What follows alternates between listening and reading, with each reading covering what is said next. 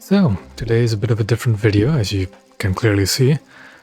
Normally, in previous events, I would be streaming my progress towards unlocking the next event vehicle, but I kind of don't really like my crude way of streaming, so I've decided to do something different.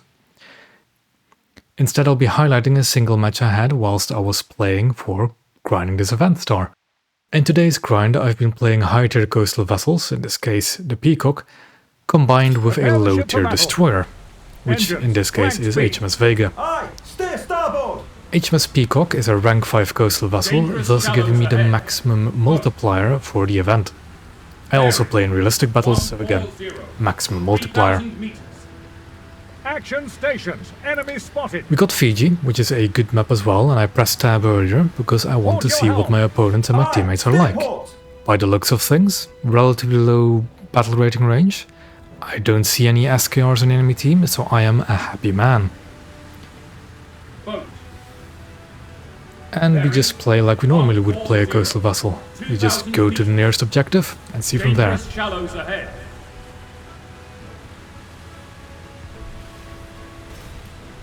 Now on the right hand side here we see PGO2, readying my gun, slowing down just so I can maneuver a bit. PGO2 is just going straight towards me, should be a relatively easy kill. I am shooting here trying to knock out his gun, but that doesn't go too well as you can see. But I'm not too worried about his damage output. However, I am getting shot from the front. I'm also not too worried because I'm bowing towards his target, but now that I see the target, it's an M802. That is a very tough target.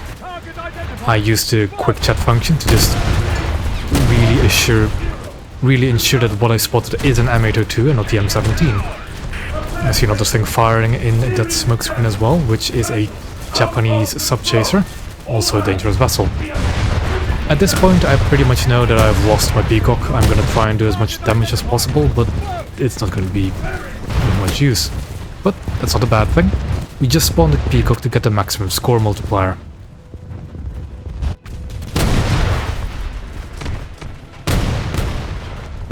So next up, HMS Vega. And we have a bit of downtime, so I'll just describe why I picked this lineup.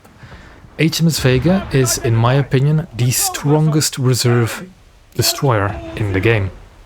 That's why I picked it for this lineup style.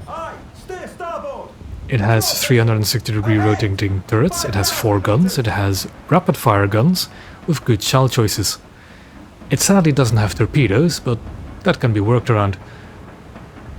Up ahead we see our Litchfield being engaged by a target, we don't quite know what.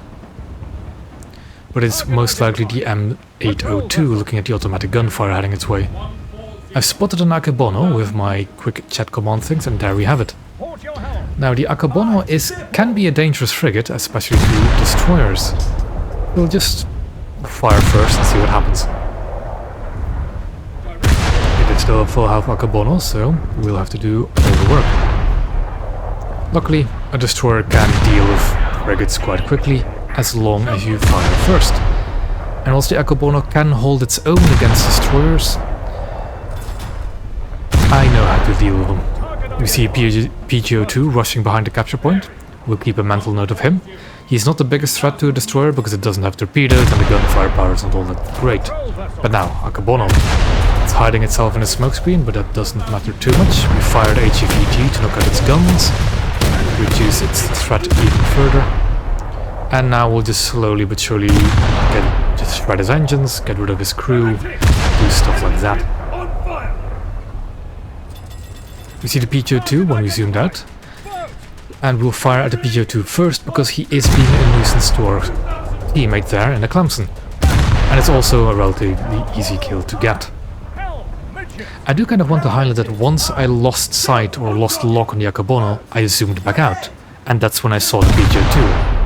It's very important to not get tunnel visions when you know there are other enemy vessels in the area. Every now and then, get out of the gunner scope and just look around, see if you can find anything else. But now, back to engaging this Akebono.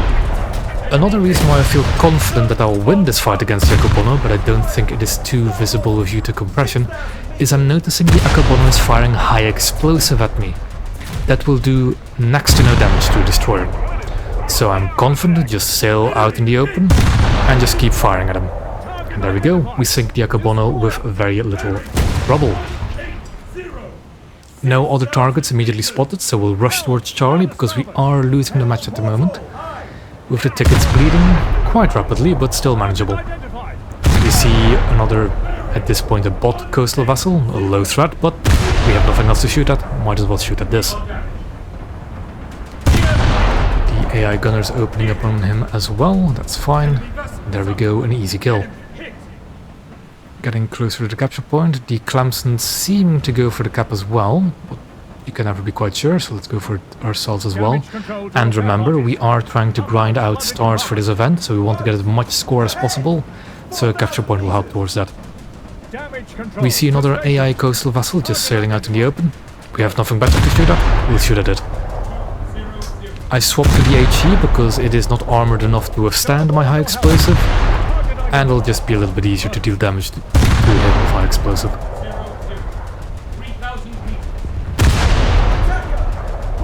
I hear my crew call out an attacker port, so I'm aware that there is an enemy aircraft in the skies. However, it should be quite far away, so I'm not too worried yet. We'll keep engaging this coastal vessel until it sinks. Barely dodged a torpedo, and luckily I did, because I had no warning about it. Sometimes torpedo dodging just comes down to luck. And there is that enemy attacker my crew called out earlier. Closer than I anticipated, but clearly not going for me or my teammate right next to me. Low level threat, a low risk threat, but still worth shooting at. Again, I don't really have better targets to shoot at anyways, I might as well sling a GVT its way.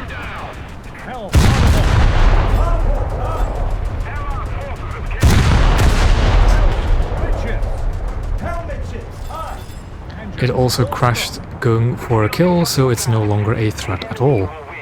Now we do need to get a move on because the tickets are still bleeding and we need to get a second capture point. Here we see player R301. It already launches torpedoes, so I assume it will not be a threat to me torpedo-wise. And HVT just detonates the R301.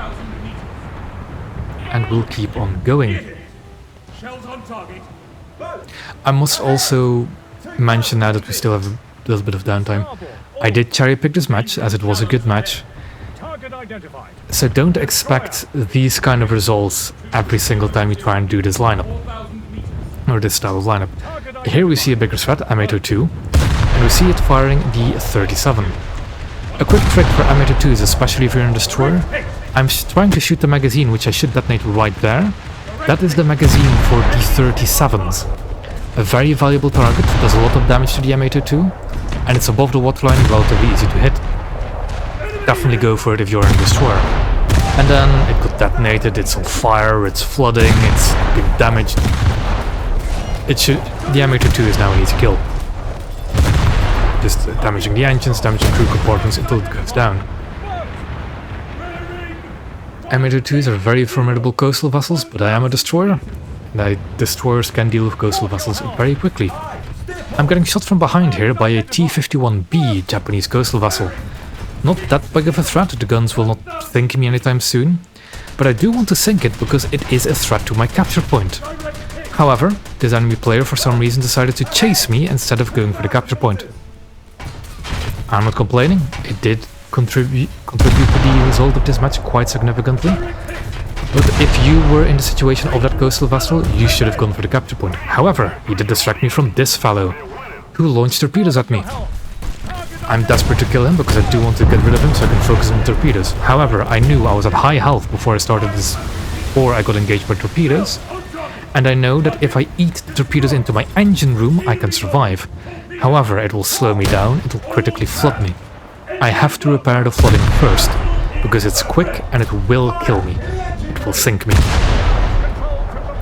So flooding has been dealt with, I can now deal with the fire, because the flooding will no longer sink me. Fire got put out by the flooding as well, perfect. I now continue to deal with the flooding, and start repairs of the engines as well, so I can get going forward, because if you look at the tickets, they're very low. So we just hope that we get into the cap on time, and at this point I was considering I'm not going to win this match anymore, and it was already a good match. However, as you'll see, I will actually make it in time into that capture point. The guy that torpedoed me did nothing wrong, very good torpedoes. And if you're in a situation, try and make sure that the torpedoes hit your engines and not your ammo rack, because an ammo rack is an instant kill. That aircraft that just bombed me, I noticed him way too late. If he had hit me, he might have won this game for his team. Over there we see another M82, and here I hear mine warnings. So I come to a halt, I slow down, I actually reverse a little bit as well, because I'm not entirely sure where the mines are. So I just come to a halt, and I'll start engaging this M802 in the same way I dealt with the previous M802. We'll try and detonate the magazine for the 37s. We adjust our aim, because we see we are hitting, there we go, one more hit should do it. And there goes the detonation of the 37mm magazine, disabling the majority of the firepower of the M82. It also did a lot of fire damage, a lot of explosion damage, so now we can deal with the engines and crew compartments and sink the M82 at a leisurely rate. In the meantime, I have recovered from my flooding, I've recovered my engines, perfectly fine. Taken a lot of damage, but still half health, nothing to worry about. Now I get shot from my left, which is concerning because Vega does have relatively slow turret reverse. But no real threat. That is a torpedo boat, a Japanese torpedo boat, but he's far enough away where I can see his torpedo drop, there it goes, and I can dodge it if it really becomes a threat. Manually controlling the 20mm guns of the Vega to try and deal with him, but I'm not dealing enough damage, so back to the main guns. That shall fade through him, but no worries. He doesn't have the gunfire power to deal with me. I see the torpedoes, I can dodge the torpedoes. Detonate that coastal vessel. I know my HTF will detonate that coastal vessel. There it goes. And off we go to the next threat. Aircraft.